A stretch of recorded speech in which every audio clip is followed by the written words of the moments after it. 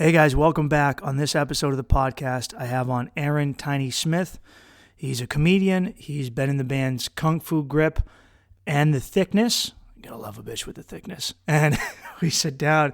He tells me about stories from the road, talk about comedy, music, performing, and life. And I had a lot of fun, so enjoy. I said so long, carry on, 'cause the devil wants to take me for a ride. You're just testing? No, we're going. Oh, nice. We usually just put it on anyway and just hop right into it. Yeah. I'm down. Thanks for coming, man. Yeah, I'm glad to be here.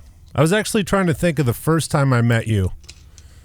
And I think it might have been John Harvard's, or there was like a podcast we did in a club for WEI maybe, or it was some sort of... Was that the Gutter Guys? Gutter podcast? No, I think it was something to do with the Red Sox or something, but there was like a live dance club, and we're trying to talk. It was terrible. We were trying to talk over this loud dance club, and they had this black sheet like blocking the sound, but it was just like dreadful. That sounds like Nick's Comedy Stop. Yeah, it might have been. Because if there's nothing more Boston than doing stand-up in a place that immediately turns into a nightclub and they kick you out immediately. Or they simultaneously have a party going on and they bump music over you. That's the worst. I remember the first time I headlined Nick's Comedy Stop, there was like a corporate function in the main area. They stuck me in a side room in like a closet, and I could hear them blasting Party in the USA by Miley Cyrus as I'm trying to give my jokes. Yeah. Oh, man. No, it's the worst. I hate hearing music on stage or hearing talking that isn't directed at me. I love heckling, actually. Really? Yeah. Why do you like heckling? Because then I can really show my nasty side. So you're looking for an excuse? Yeah. Yeah.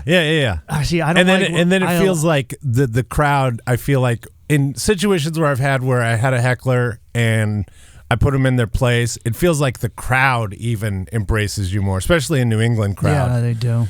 Where they're like, oh, that guy is an asshole, and now we're on Team Tiny. See, I don't...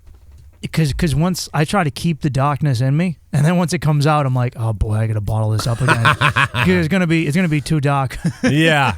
No, it's fun, but Tuesday I was in New Hampshire. No, Wednesday, and Manchester. At Cheskeen, and the girl sitting in front is talking to her table so loud that the mic is picking it up. Oh my god. And I told her to shut the fuck up, which was the wrong move, because then the whole crowd was like, dude, what are you fucking getting so aggro with this you can't be too mean to him. Yeah, and it wasn't like I was being funny either. I was just like, shut the fuck up, stupid bitch. Yeah, it didn't pan out, but when they're talking at me, I feel like I can be like, hey, you're being a dickbag, and I'm going to make you look foolish in front of everyone. They dragged 3 people out of a 15-person audience for like being hammered and like, Really? Yeah. Yeah, I don't know. I like Manchester crowds.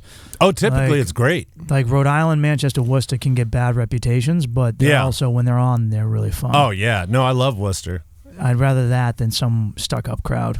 Yeah. No, it's so much easier for me when I feel like the people are already chill, and I'm just judging them on how they look, basically. Yeah, but that goes a long way, to be honest, when you're dealing with audiences more often than not. Yeah. Though sometimes, Nashua, New Hampshire, whenever I perform at a club there, which is like a Chunky's, it's a movie theater cinema, but there's a comedy room in there, I bomb. They hate me. They're I don't really like them either. They're often stupid and rude, and they're usually from Lowell. They're not even from New Hampshire, and they're just like they're weird. Yeah. I'm like, you guys like dumb and trashy, so it should be fun. We should like get along. Yeah, You guys should I'm trashy. You're trashy. Why don't? But then you act kind of uppity and uptight. But then I went to a Nashua Rich golf course to do a private function, and they were fun. I was telling them jokes about Coke, and they loved it. Wow. Yeah, and I was like, oh, this is like a party crowd. Like these people come up here with money, and they're probably like newer money, right? Like they're like, I'm gonna move to New Hampshire and buy a house now that I'm out of Massachusetts. I have a little bit of money, but I'm still gonna like crush Bud Light and do blow and bitch and moan about my wife. Bang her in the ass when I get home. Yes, that type of crowd. And they were fun. I don't know. There was like sometimes those can be fun. Sometimes like you'll get a crowd and you're like, these guys are gonna be a little too fancy, and you're like, oh no, you're pieces of shit. I like this. Yeah. You're my type of person. You just have more money. Yeah, exactly. You know? Exactly. You hit Bitcoin. It worked out at the moment. You got out. You're just me if I was financially successful. Right. That's all you are. If I would have tried to be a dentist and not a musician and a comedian, we would be best pals. You know what I mean? And well, those guys are more suicidal, so they party hard. Yeah. Dentists. Yeah, that's the number one suicide occupation. Even more than cops, dentists. Which is weird to me. Yeah, because no one's ever protested a dentist, but they get more hate. Maybe they should start. It'd be great if there was like a thin blue line flag for a dentist. It's just a black American flag with one thin white dental floss line. It's got blood on it. It's got blood and plaque. Blood and plaque. Yeah. But let me introduce you. I'm here with Aaron Tiny Smith. Sure. Comedian. You were in a band called The Thickness. Yeah, I had a good musical run. How long were you in music before you got into stand-up? Well, I had an interesting start. I started in 93. Shit, yeah. Yeah, and my dad... I had just enough money to be in this local Battle the Bands bullshit. Yeah. Where was that? In Arkansas? Yeah. And then... we won the round, and we moved to the next round, and the band came up to me the next day and were like, Tiny, here's the money you paid to get us in the Battle of the Bands. We're going with a different singer for the rest of the time.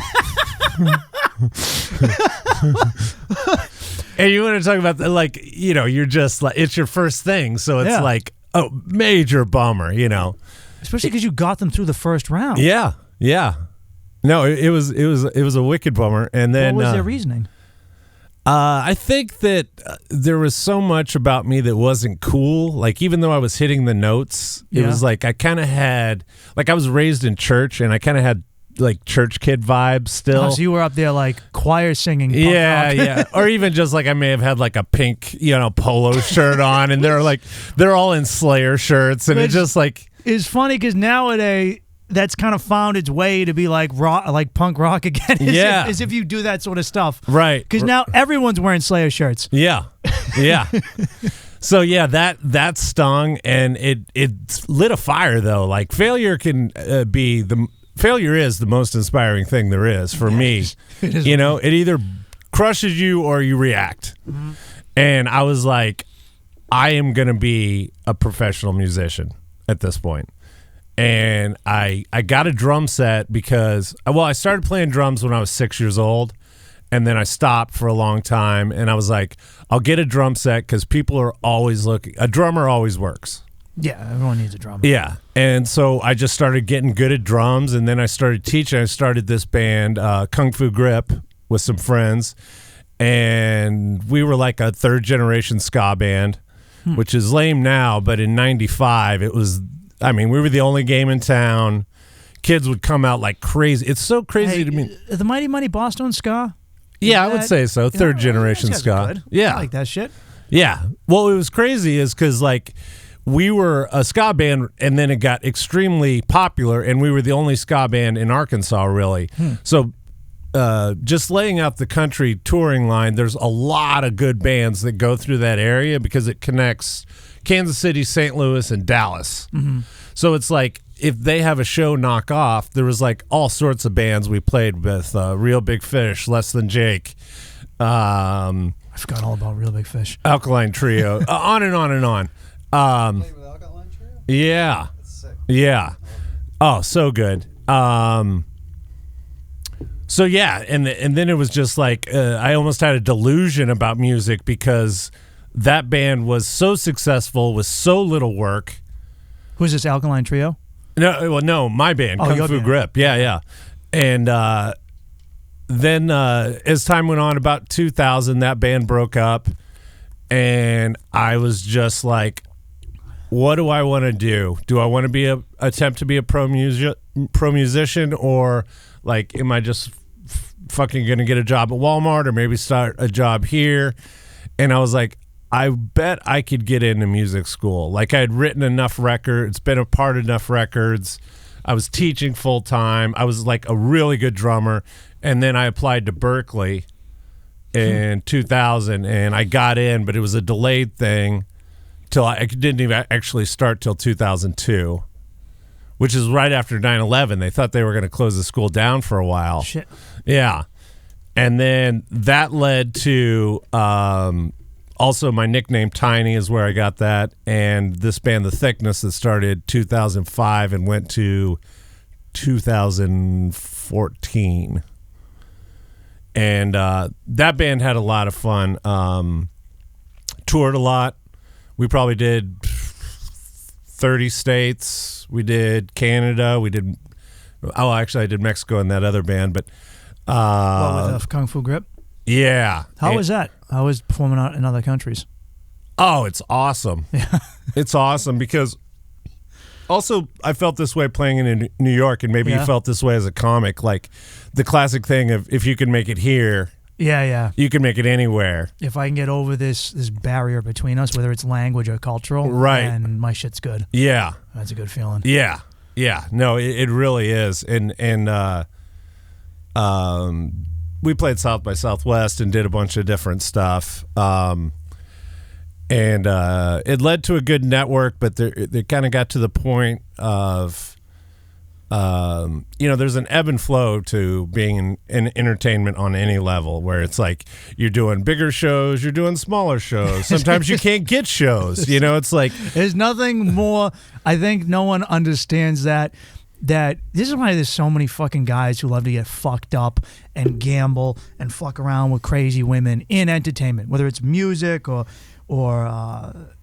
comedy, or even magicians and ventriloquists. They're goofy pricks too. As much as we think they're clean, they're out there having fun too. Sure. And it's because entertainment leads right to that, because you're on the biggest high ever. You're performing in an arena or in a theater, and you're crushing, and you might, you get high, you fuck some beautiful woman. Sure. And then the next night, you're like, I'm performing for 5 people. Yeah. And then all of a sudden you look at your calendar and you can't get shit. And you're like, how is this possible? Yeah. And it's just like killing a bag of blow throughout the night. Yeah. You're putting yourself on a roller coaster. One of the craziest stories, we did South by Southwest. The last year we did it was 2012, I want to say. Played to a pretty big room that was like probably halfway full. And then by the end of our set, like kids were rushing up and like coming in and filling the room, and just, sweat on the floor, like crazy bonkers good show. Talking to industry people after, blah, blah, blah, kissing hands and shaking babies, that sort of thing. Then we flew back. That was the only year we flew to South by. We fly back. We play Ralph Steiner the next Wednesday, and there's 3 people there. It's like, do you not know that I just did South by Southwest to like this huge crowd? That's and like talking to entertainment lawyers and this and that, it's and now I'm playing for chicken fingers. Yeah, vegetable burgers in a what was a RV at one point. What sort of music did you play when you were in The Thickness? Was that ska too? Or? No, we were like a punk rock, metal band, like kind of like probably similar to like a lot of No Effects, Lagwagon, Rise Against. Oh, nice. Who did you tour with? Anyone when? No, we would actually, and this was a bit of a mistake. We probably toured too much on our own. There's a lot of. It was a significant change that I saw in the music industry in about 2004. Bands started doing pay to play. Yeah. Where you would have to like offer a band, hey, we'll do X amount of shows on a leg of a tour. Here's $1,500.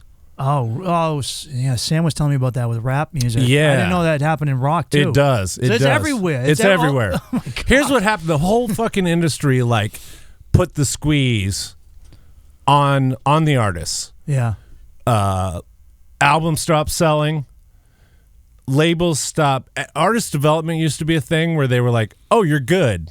We'll give you money because we believe in you." Mm-hmm. And now it's like, "Oh, we see you make X amount of dollars. We want part of that pot, and we'll make your job of making X amount of dollars a little bit easier." You know what I mean? It's just such a squeeze job. And so what those bands realized is what we can do is instead of doing like meet and greets before the show, we can charge people to come to and meet and greet.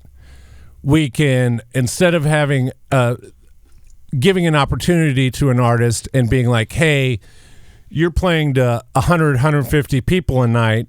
Why don't you come on our tour because we like you and you'll play to 15 to 2,000 a night." Mm-hmm. And that is essentially gone. Yeah. Because they realize, like, we need to pay our rent, feed our kids. Like, you know, the bands that are from the 90s are like 45, 50 years old at this point. And, you know. People still go, but it's like they're aging, you know, like, you Oh, yeah. You know, like every now and then, like, because I'll still get, like, suggestions for bands that I used to listen to and that are still touring. And you're like, you know, it's like, you know, Sum 41 is going on tour. And I was like, shit, Stu's still heading to Sum 41 concerts? Yeah. Like, I mean, if you like them, yeah, but it's like, you can tell, like, even the audience, they're not hitting the mosh pit like they used to. Jumping up and down. Right. My back hurts while I'm watching Sum 41 now. You know what I mean? I just ate a prune juice salad before I got here. Yeah, you know, the it's guys like going to a Pennywise concert. They're not. They're like. They're also taking blood pressure medication. Right. Honey, I'm taking the erectile dysfunction drug. We'll give them 3 more songs. So do they not have like young bands opening for them the way they like, do? The other thing, the industry, it's like kids don't play guitar anymore. Really? No. Well, who's playing guitar? No one. Well, how do you have a band without guitar? Well, no. I mean, I'm saying like there's people like there are kids that do it, but like, you know, in the 90s, it was like, you know, every 16, 17-year-old kid was like, I want to be a rock star. Everyone wanted to be the guitar player. Yeah. Yeah. And now it's more like I want to be a DJ or I want to be an MC or, you know, I want to be a TikTok star. Like there's like different, I don't know. It kind of feels like they're just trying to find a back entrance to success. Yeah. I want the fame without any of the work. Why would I learn to play an instrument when I can push a fucking button? Exactly. Exactly. Yeah. No, it's laziness. Moby never had to learn an instrument, and he made plenty of money. Yeah. Exactly. And he got to creep. And he got to creep on bitches. Kids just want to be Moby. They don't want to be. Oh shit. Oh man, that's. I always wish that I knew how to play guitar. And yeah. I was always jealous of people who had musical acumen. I sucked at music and like painting. And, you know, I was like, I know I'm creative. Sure. And like any creative who sucked at the good creativity, I went into stand-up comedy. Yeah. You know? Unfortunately, we get way too many of those. But it's like, I want to be creative, but I'm not creative at all. And then they end up Right. Yeah, no, it's... It's just you know, I kind of feel like my age more and more. Like I get the. How old are you now? 47. Oh yeah. Like that. Get off my front lawn with your baseball. Dude, I'm 35 and I already feel. And I think it's probably because the new generation moves so fast. But dude, I was having sex with a girl, and at some point, like my hip started hurting. Like I pulled a muscle in my hip, and I didn't want to be like. Oh shit! Like young me would have been like, dude, I was getting close. Right. Like, get the nut. Just get it Power out. Power through. But me, I was like, oh, well, I've already gotten one out already. Like, what am I? You know. And this girl was like, you know, much younger than me, and I was like. And I'm like, she's going to think like I'm an old man if I tell her that, you know, she's like a college girl. Like, she's going to think like I am like 85 if I say my hip. Right, so I was right. like, oh, yeah, let's take a break. She's like, good, I got to pee. And she comes back and she goes, you want to finish? And I go, nah. And I was like, I'm good.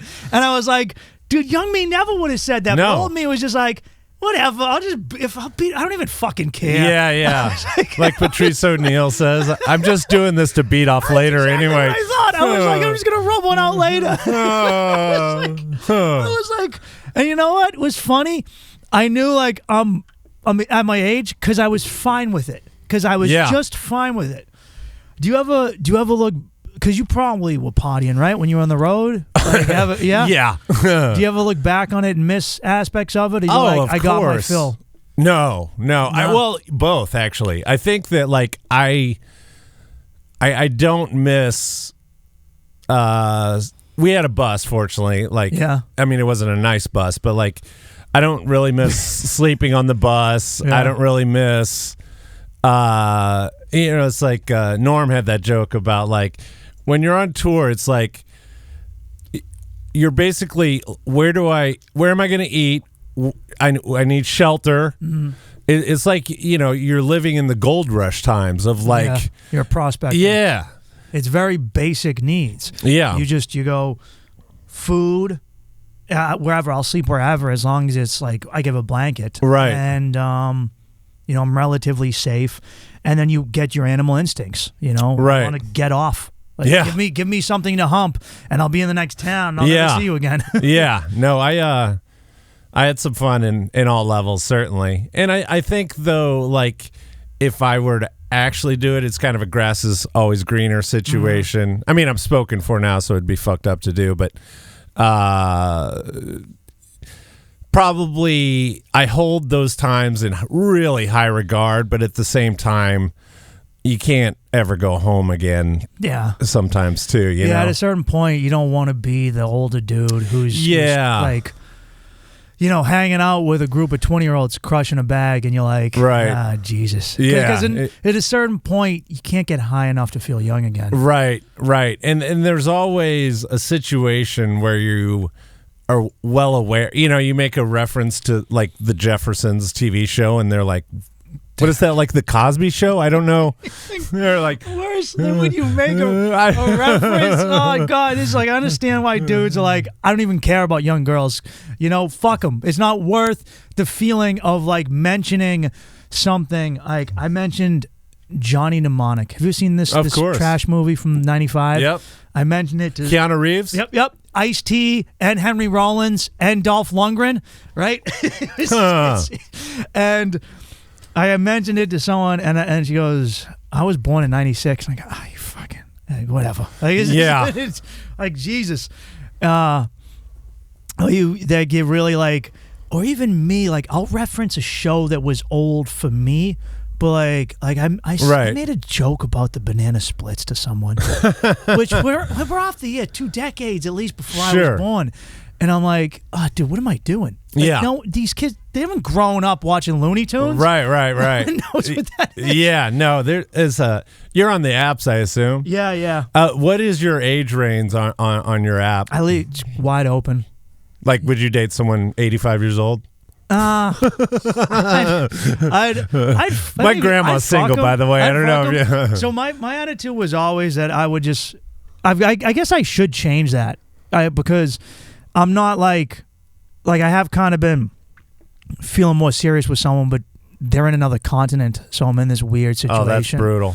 And they can't. The U.S. is being goofy about people getting tourist visas right now because of COVID. Sure. So she can't get one, and I can only visit her so much.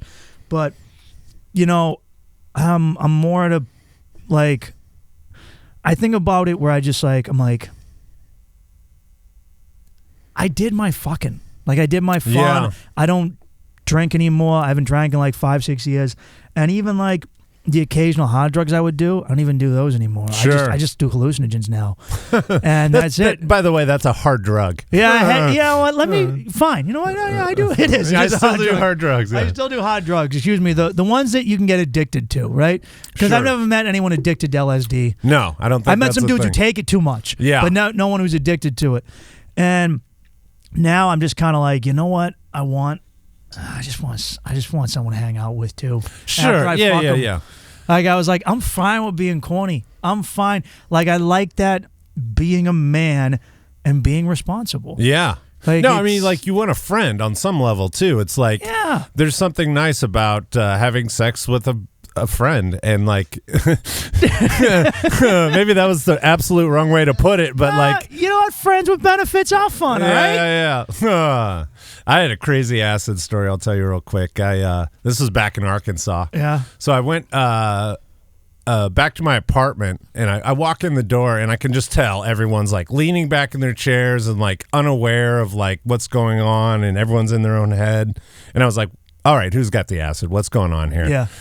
So they're like, our neighbor is giving away acid right now, and she's got a Visine of it. And I was like, I'm going there right now.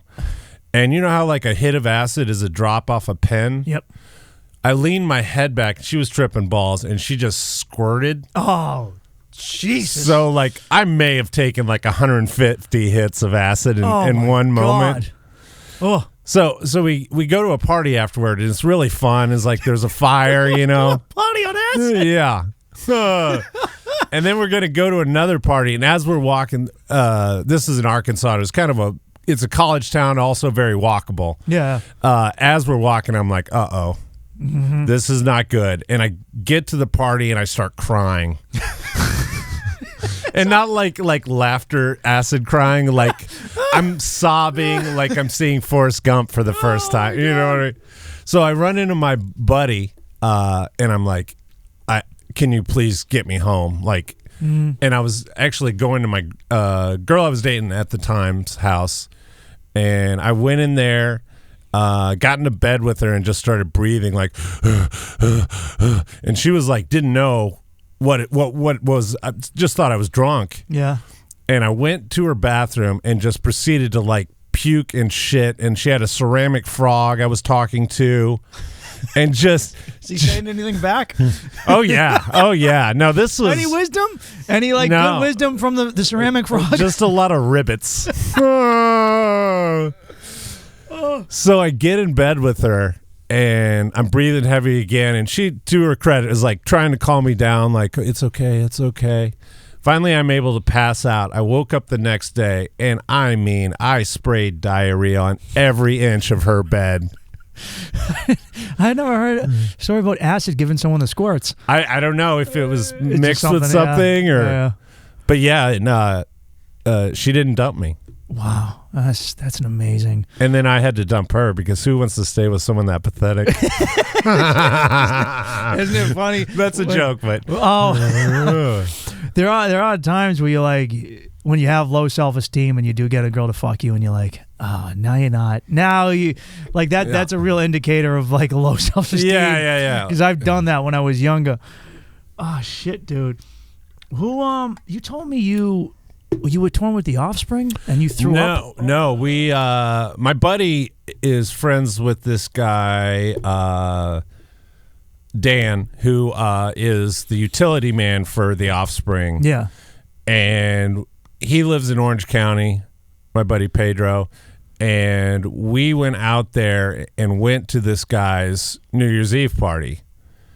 And it was like, I've been to a lot of industry parties and they can be fun or whatever, but it's like a club, and it's like people are not, they're kind of a little bit guarded if they're famous, but like this was just their house, like 20 people, they had catering, bartender, like real nice platinum records hanging up. Mm-hmm. They sold 15 million records, I don't know, a lot. And it just the biggest fanboy moment. I don't know if you've ever met someone where like you can't fake not being a fanboy. Mm-hmm. But I'm standing in the bathroom line, and Noodles is in front of me. Mm-hmm. And Noodles played in Bad Religion and now plays in The Offspring. And I just Chris Farley'd him on accident. I was like, so you played in Bad Religion, huh? What was that like?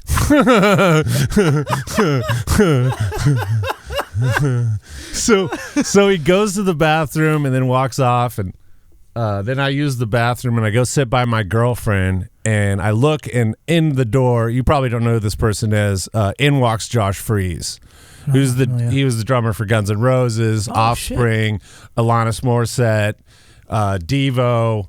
I mean, like, probably my second favorite drummer of all time. Who's your first? William Goldsmith. What band is he in? He was the first drummer for the Foo Fighters, and he played in a band called Sunny Day Real Estate for a long time. All right. Amazing. Check him out.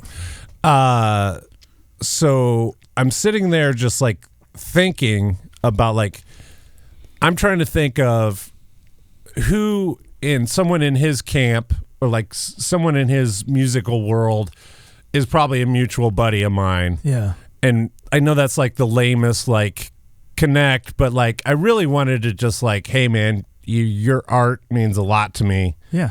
And it was a party though, so it was like less something where you'd be a fanboy, whereas like an industry party, like you could easily walk up to someone and be like, yeah, I love you. The new record is fucking great, dude. I love it so much, and like I've listened to you for years, blah blah blah blah blah. But this felt like the wrong time for that.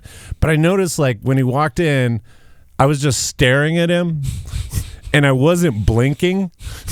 So I have this full on creeper stare at this guy Josh Freese. And it's like you would think their house would have been huge, but this house wasn't that big. So I'm sitting in the living room. He's in the entryway, and there's this table where the caterers are bringing out food, and it's basically the line I'm going to walk between him, where I'm at, where he's at, is this table. And so I just like picked up one piece of food off of each plate and then immediately turned my head to look at him.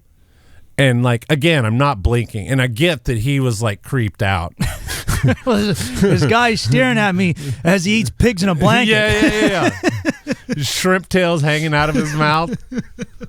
What was fucked up too is like I didn't think to bring a plate. Like this plan was so ill-conceived that I was just like eating off of each plate. So I get like 3 entrees over. And then I just hear him say, like, make eye contact, and then he takes one step back. And I was just like, I've been creeped out. I don't know if you've ever been creeped out by someone that was, like, weirdly into what you do. Yeah, I've had that happen after a show. I'd love to hear about that next. But he was weirdly creeped out by my fandom, and he could read it. You know, it was the writing was on the wall. And I took one more step and kept looking at him without blinking.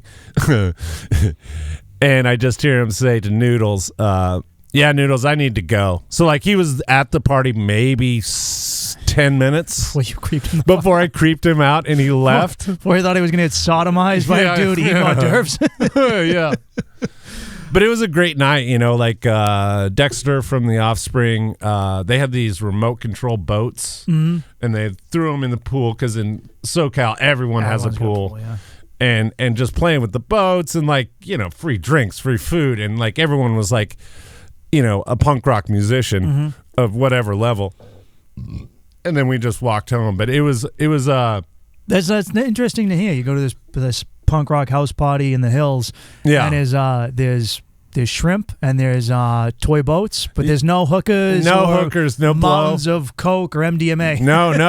It was weird because, like, I think at this point they were kind of all family men. Yeah. And just, like, you know, lived that life certainly at one point, but it, like, probably settled down. Yeah, and I got it out of their system. Yeah. But it was cool to see the platinum records. I thought about stealing one, actually. And I was at a house party with like 40 people. Yeah. No one will notice. Yeah. And that's the other thing. No one knew me. You know what I mean? It's like this strange dude that's like creeping out Josh Freese and eating a bunch of shrimp. You know what I mean? And trying to steal a platinum record. Who was your favorite person you got to meet over the course of your career? Tim Barry is a guy that plays in this band Avail. Yeah. And he was, I don't know, Snoop Dogg talks about how some people are really good at being famous. And even though he's not famous in everyone's world, he's famous in mine. Yeah. About how they somehow dismantle that weird fanboy reaction that they probably have gotten to where it's like you feel comfortable and then you're just talking to a buddy. Also, he was someone that was very much teaching, like, here's how you be in a band, here's what you do. things like taxes, things like That's so good to know. Like, Jesus fucking Christ. Yeah. I wish someone had explained to me taxes working as an entertainer. Right. Oh my fucking God. Because you give up so much money and you don't even realize it. Yeah, you have like you finally start making money and you're like, oh, look at this check, not knowing that you're gonna pay for that, and God forbid you're touring and other states try and tax you. Right. But also writing off gas, buying records, talking, any trip to the bar can be a write-off. Yes, it can. You can write off having chicken wings with other comedians. Yeah. So, I mean, there's like a flip side of it, too, where it's like there's stuff where you can be saving money that you weren't aware about, But he was someone that was very kind to me and dismantled my fanboyness. And yet at the same time, as I got to know him, not super well, but like was someone that was, a mentor of sorts, and like someone that really took a 19-year-old kid that didn't know much and was like, sit down, sonny boy, let me tell you, and not in a condescending way, but like, let me tell you how to get the most out of this. Yeah. And there's actually a documentary, I wish I could remember its name, but like they were doing that for a lot of bands. Like a lot of, almost all punk rock bands that are American and say started mid-90s and toured through the now maybe even have stories of like this band of Veil that really showed them how to be a band, how to like work in the industry, how to understand truly what DIY means, and like how you can get the most out of being DIY, selling records, all this stuff. And again, just a great guy, which is like what the classic, you don't want to meet your heroes. Yeah. Can be so true. Sometimes you don't. Yeah. Like I've set up I worked as like a stagehand, so I've built concerts for so many touring acts. I've seen so many artists, and some people you realize are fucking cunts. Yeah. And like are real pricks, and some are not who you think they are. Like Kevin Hart, thanks to the local crew after a show. Stevie Wonder, when Stevie's dead now, but when he was still alive, like I remember him walking out into the arena, and obviously Stevie's blind, he's got his glasses on, and we're waiting to go take down all the gear and take down the stage and the whole concert. And he just goes, is anyone going to shake my hand? And we all run up, and because then you have guys like John Cooper Mellencamp, who's like, I'm an everyday guy who makes the stage hands turn and face the wall because you're not looking at me. Oh my God. Yeah. There's a few of those that are like, don't even, like, I don't want the workers even staring in my direction. Yeah. There's people, and I don't like his music at all, but Kid Rock is one that's like, he sells Michigan beer at his shows and keeps the price down at beer so his fans can afford it. Yeah. And also he's putting that money back into the state of Michigan where he's from. Like, hearing stuff like that, even though, I'm sure he's a total douchebag, but pretty cool. That good thing going for him. Yeah. Like, it is nice to see someone give back, because a lot of people say that and then they don't. Right. A lot of I've worked for a lot of, not a lot, but there's a fair share of bookers that talk a big game about egalitarianism and like we're in this together, artists, and then I find out what they're getting paid for a show and how little they're paying comics. Right. And I'm like, dude. Why do you think that is? Is it just because we'll take it? Yes. No, because that's an exact line one of them used was like, I don't want to give too many details, but a comic said to this booker, I used to book a show here. I know how much you're paying out. Why don't you pay more? And he goes, because people will do it for less. Wow. They'll do it for peanuts. And they will. Yeah. Because not only are there people who will do it for free and, do a shitty job, you get what you pay for. Sure. But there are, the people that are willing to not even do it for free, but they're paying because they're paying in gas money, or they're outright paying you for stage Absolutely. time. Or beer or food or whatever at the venue. In some way, there really is just and it does kill, it fucks up the industry, because people will go to a show and then instead of just having several good comics, there's like 8 shitty ones, and then they're like, I'm not coming back here. Right. I want to do this again. And I imagine it's not, I don't know if music is the same way. It's different because you have bands. But Well, here's why it's different, and this is actually something I enjoy about comedy versus music. When I was booking our band, say we're playing, the tracking line goes through Philly, and I'm like, I got to get a gig on Philly on March 26th through the 28th or something in that area. When I reach out to them as a musician or a band, it's how many people can you bring in the door? Mm-hmm. It's not pay to play, but it's like, and it's a verbal contract, but there's still a sense of like, doesn't matter how good you are. If you're a high school band and you draw 50 people, we'll have you here. Yeah. Whereas comedy feels at least a little more like funny is all that matters. Yeah, yeah.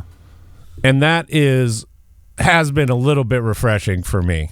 Yeah, it is. There is still some of that. At least, once you get up to bigger clubs, it's all about. It's not if you're a good comic. It's more of like, are you, what's your follower count?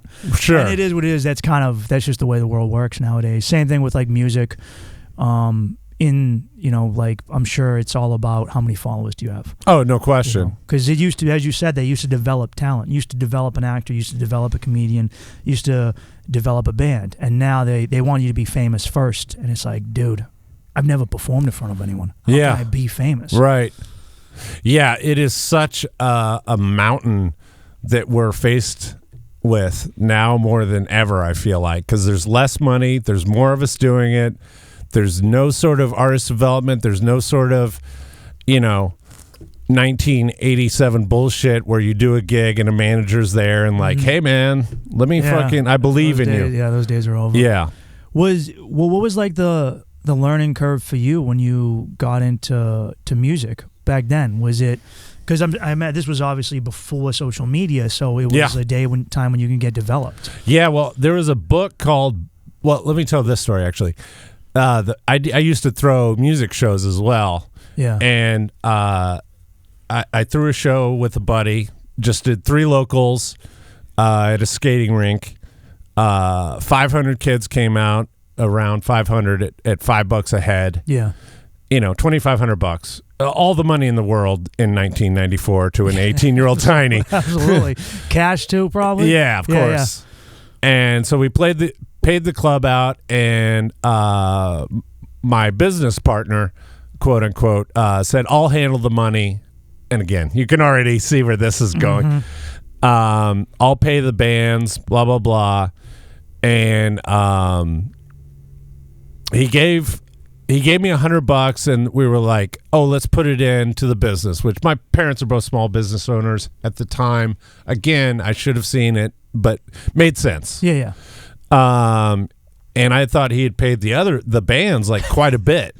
So I'm at a Taco Bell on a Friday night, and in strolls the singer of the main band. Yeah. And he was like, dude, what the fuck? $50 for that many people to come out? Like, this is insane. Like, how are you going to do me dirty like that? And again, no cell phones back then. No, it was like much harder to communicate with people. You could ghost someone so easy back then. You could ditch your family so easily back then. I'm going to get cigarettes, and boom, you never see him again. Dude, I realized this, like, someone made a joke to me like, oh, you're in another country, man. You could just get a girl pregnant and take off. And I'm like, nah, dude, like they have Instagram too, all right? Like there's no getting away anymore. Yeah, there's no hiding now. But no, it's not. And me and this dude lived together at the time. And I was going to go visit some family over the weekend. When I came back, he was gone. We were evicted from our apartment, and I never saw him again. Wow. And the guy left with $2,200, which is like, probably doesn't sound like much now, but like, again, 1994, and I was like, young dude. Oh yeah, you felt like you had hit the lottery. Oh yeah, because it was like the other thing too is like where he fucked up is like, imagine if we would have done 50 of those shows. Yeah, and granted, like draw goes up and down, blah blah blah, but like he missed out on way more money if he would have just been like a solid dude and not been a greedy prick. Yeah. But he saw the cash cow and he left, and again, I haven't seen him since. I set up a show with a guy once, and similar thing happened. He didn't pay out my openers, and like he paid me, but then the opener's like, "Are we gonna get paid?" And I was like, "You haven't been paid yet?" Yeah. And this guy had a drug problem. Like he was, he was like the show took a pause so he could go outside and buy coke or crack. Oh, of course. And then go back in. And I'm just like, what? And I was like, guys, I'm real sorry. Like, I don't know what. Like, I thought, sometimes you hope for the best. And Sure. It wasn't. Oh man. Did you have to deal with like a lot of scummy bookers and promoters when you were in music? Yeah. Yeah. It got to the point where I got a clicker, a head counter. Yeah. Because there'd be a lot of that at the end of the night of like, oh, sorry, only 25 paid. And I'm like, dude, this says 55. This is the other thing that sucks is like you're fighting for fucking scraps. Yeah. It's not like I played some, $10,000 paying gig and they gave me $5. Mm-hmm. It was like my band deserved 200 and we got 95. Yeah. But it's like when you're living that life, it's like $105 is game changer. Mm-hmm. Fortunately, our bus ran on grease, which was nice. Wait, really? Yeah. Like what type of grease? We would just go to like Chinese restaurants. Like we'd leave the gig at like 2 a.m. and we'd just like Ocean's 11, like break into these big grease dump things. Yeah, you were just breaking into Chinese restaurants to like, you weren't showing up and be like, hey, can we get your grease? No. It was like, you would steal it? Yeah. And what sucked about it is you had to start. You had to siphon grease? Yeah. Out of like these big grease dumpsters. It was insane. But like we'd get like 50 gallons. Really? And we only had to run on gas for like the first 5 minutes and the last 5 minutes. Yeah.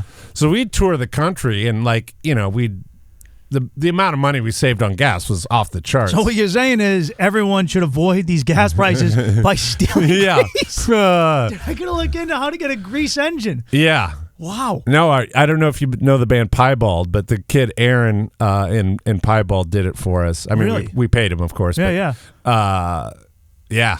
And there was like this kind of community of all these bands that were living this grease bus life and like, like where do you get grease in Erie, Pennsylvania type of like, you know what I mean? It needs to see like if this happened now, there'd be a YouTube channel for it. Yeah. Like, just like how there's all this van life shit. There's right. all these people on YouTube being like, this is how you live in a van and you remodel and you put your little toilet in here. There's got to be one for people that are living the grease bus life. Yeah. It was awesome. And plus it was like kind of a badass rock and roll feeling of like stealing that much grease at 3 a.m. Did you ever get paid in drugs or anything ridiculous? It happened a few times where it was drugs and cash. Yeah.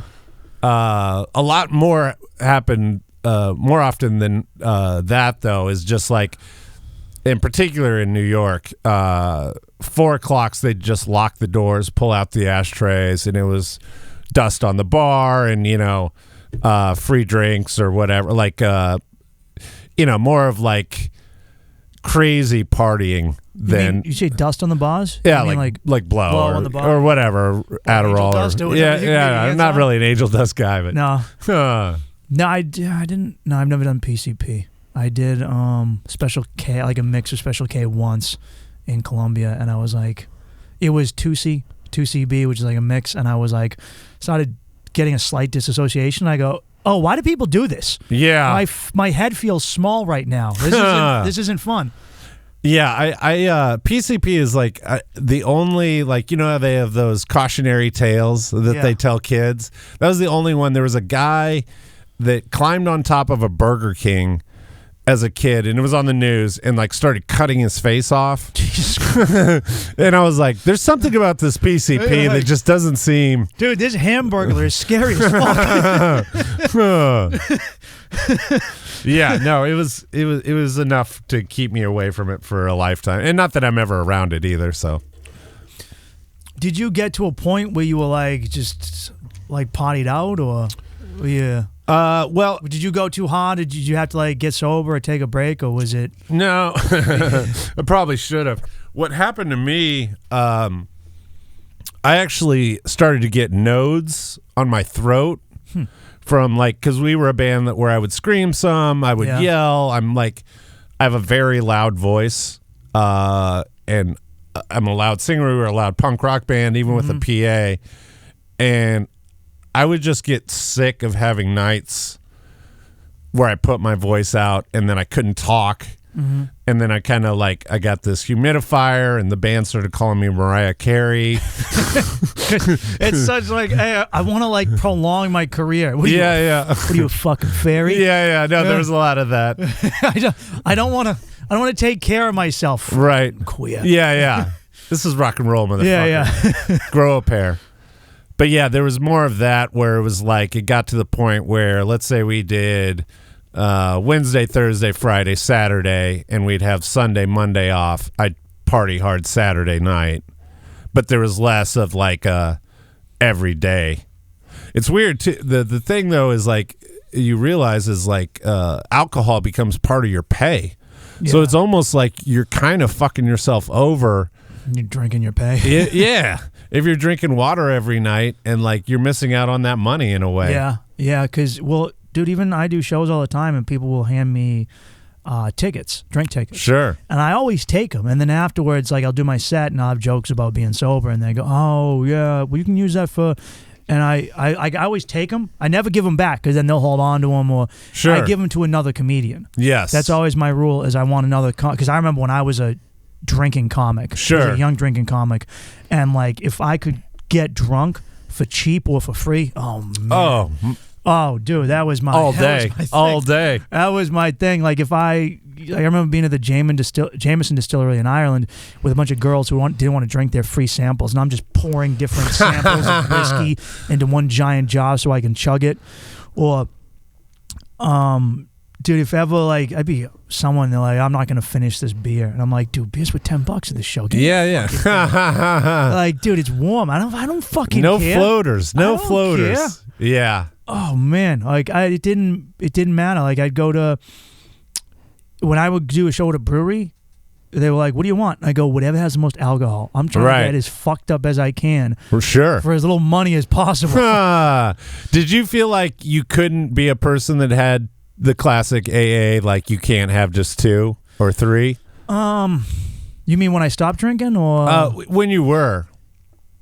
Did it have to be all or nothing? I felt so my attitude was this: if I saw someone drinking and they didn't drink to get fucked up, I thought, what's the point in drinking? Yeah. That was my attitude completely. If I would drink a little and I'd catch a buzz and then lose it, I would get angry. I was mad that it was as if I was fucking and I edged myself. Right when I was about to bust, I didn't come. And I'd be oh. So when I was drinking, my attitude was, oh, I want to get here. I'm not going to lose this. And once I got the drunk, I had to maintain it. But the problem is in the effort to maintain it, I would always go overboard. Sure. So if I ever had downtime in between, I'm going between this place and that place while I'm drunk. If I wasn't drunk enough, I was so afraid of getting sober. I'd shack nips or whatever. So I was always the believer of, when I would go out with people and they would have 2 beers and a meal, I'd be like, what are you doing? Yeah. I go, do you like the taste of this garbage? This stuff is disgusting. I don't drink because I like beer or whiskey. I drink because I like getting fucked up. Sure. I drink because I like not feeling. Right. And so I was always under the impression of, I'm never having a 6-pack. I'm having a minimum of 12. Right. At least, if I'm drinking beer. And towards the end, I would always, beer couldn't get me this. Switch to whiskey. Switch to liquor. Yeah. And eventually I would just go straight to the liquor. Yeah. Right out the gate.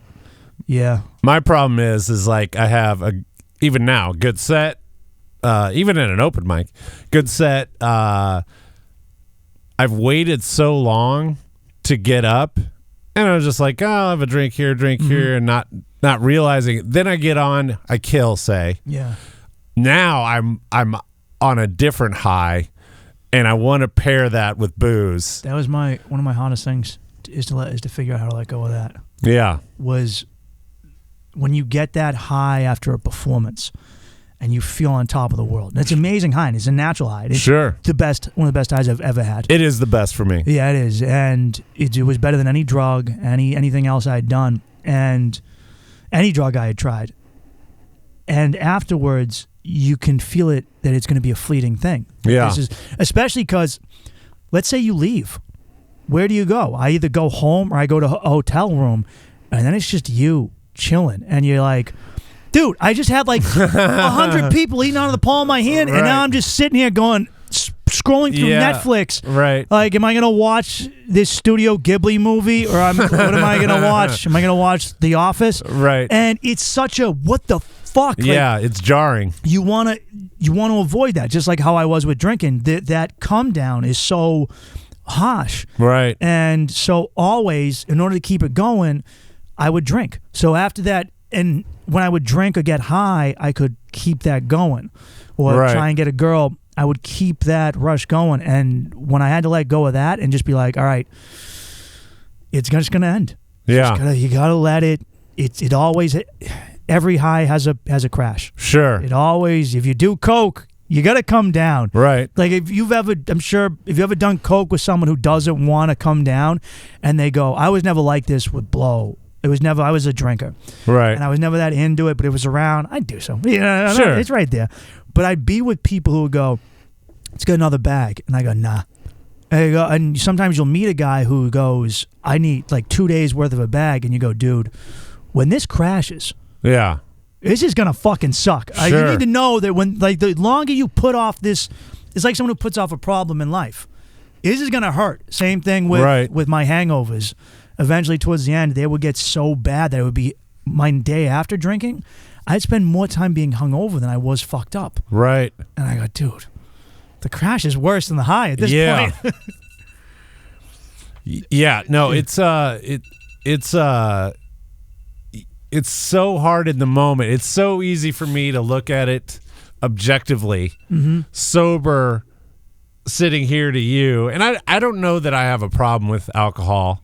I don't really enjoy pot as much as I used to. I like a small amount about every 5 days. Welcome to growing up, kids. Yeah, There's only a certain amount of people I know who can, as they grow up, continue smoking weed the way they used to. No. I mean, I was, I would get crabby when I didn't have weed, and now it's just like, oh, I'd take a hit of weed, or I wouldn't. Who cares, But yeah, it's hard to step away. But like, as my comedy is becoming more time consuming, I'm playing, I did. Yeah. I'm not looking for, this is small potatoes for probably what you do or have done. Seven sets last week. It's all small potatoes compared to someone else. Yeah, that's true. That's true. Right now, you might be like, oh, I never toured with this guy. There's another, kid being like, oh, man, if only I toured the way Tiny did. Yeah. We're always, it's all relative. Totally. But I do see like a point where it's like I can't continue to party and get to some pretend other level in comedy. Yeah. I mean, I got there. Well, what made you start winding that down, or like get to like a more reasonable situation in your entertainment career where you would like, I can reasonably party, but also go from the road life of meeting women to be like, oh, I want to just have a relationship. Yeah, I think that it just became a comfort issue. Like it was just more comfortable, more enjoyable. Like it was just, it again, it kind of gets to the point of like, you have so many of those nights where you're like, I kind of just wish I had someone I cared about right now, and not like, you know what I mean? Even like say the hookup happens and you're both laying there and it's like, this is not fulfilling me. When one of the loneliest times in the world is when the person you fuck leaves and you're just laying there in bed alone and you're like, I wish they were still here. Yeah. And you kind of jammed out, and like at the end of a night, you're just sitting in bed and you're either twitching or you're high or you're coming off, whatever it is you've been on, and you just go, and all that shit you made fun of as a young man, all that shit that you poo-pooed as so many of us do as young fellas, about wanting love and family or friendship or compassion or companionship or any of that, or just wanting to feel something with another human being, you go, I don't care if it's fucking corny. Yeah. It feels better than being alone. Yeah. No, I mean, there is a thing where it's like when you're youth, you don't want convention, like even for the sake of not wanting it. Yeah. And then you get to the point you're like, no, I kind of want convention on some level. Like I'm still performing all the time. Yeah. I'll never be status quo, but like there are things as you get older again that you're just like, I'm kind of just burned out on what I've been doing. And again, fun times, no question. But you know, I realized I'll never be normal, but I was like, I can not be normal with someone else. Absolutely. Give me another weirdo and I'm fucking set. Like whenever I talk to this girl I'm talking to, she's like, you're weird. And I go, she's like, you're really weird. Like last week I was like, I'm doing some mushrooms. She's like, please don't get weirder than you already are. And I go, if you like me, that makes you weird too. And she's like, you have a good point. Yeah. Like normal bitches don't like me, okay? Yeah. No, sometimes I tell my girlfriend, like, she's like, you're being dumb right now. You're being an idiot. And I'm like, who's an idiot? The guy that's an idiot or the girl that knows she's dating an idiot and does it anyway? She doesn't like that argument much, but it makes a valid point, man. And well, I'm gonna wrap up in a second. So what's next for you? Do you have any I actually. You still ever perform musically, sing, or you just stand up now? I don't. I mean, it led, and I'm kind of getting the back in the last couple of years of being able to just listen to music. Honestly, like really, it left me so burnt out and so bitter that I just wanted a total disconnect from all of it. I've done that with stand-up. Yeah. I did that during COVID. I just didn't even want to hear it anymore. Right. Yeah. But I'm to the point now where I listen, but I still don't feel like performing. Maybe I will someday. You know, I could see myself doing an open mic. I don't want to deal with like booking a show, getting people to come out, Fuck that. But like, I wouldn't mind playing a song for somebody, for some, people or whatever at an open mic. Like that potentially could be fun, but I don't know. Right now, I mean, comedy is full.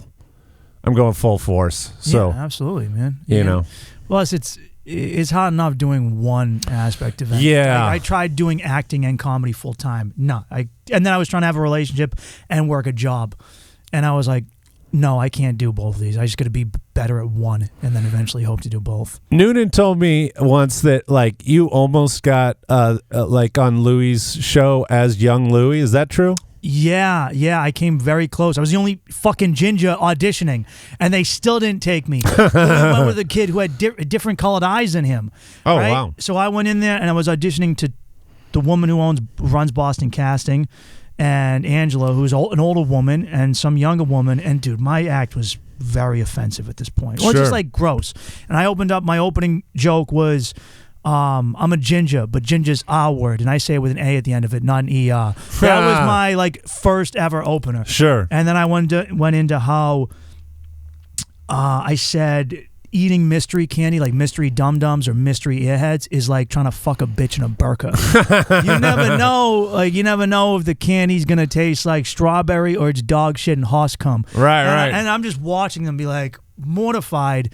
And it's funny, Will auditioned, got a great acting career out of it. They never used me for anything. Oh, wow. Ever. And I actually met Doug Stanhope, and I told him that story because Doug Stanhope was in that episode. Sure. And it was young Louie and young Stanhope. And he thought it was hilarious because he's like, of course Louie didn't use anyone that looked like you. Louie's wife was black in the show, and the kids weren't. It made no sense. Oh. Well, dude, thanks for coming on. Yeah, man, I'm happy to do it. It was fun to just we've never sat down and gabbed just straight for an hour straight before, I don't think. But this was fucking fun. Where can someone see you? Social media, shows, or anything? Yeah, IG Tiny Entertainment. I'm in Arkansas doing shows next week, and then the week after, the big show I have is March 30th. I'm doing a roast battle at Laugh on a Wednesday. Dude. Real quick, who was your favorite band to perform with? Less than Jake. Less than Jake? Yeah, because that was someone that I was bonkers into, and they absolutely delivered like every note and were real nice. Yeah. Like invited us on their bus like early on to, blaze with them, which at the time was like everything. Yeah, yeah. Yeah, pretty cool stuff. Shit. Well, dude, thanks again for coming on, and yeah, it was nice talking to you. Yeah, man. All right, thanks, dude. See ya.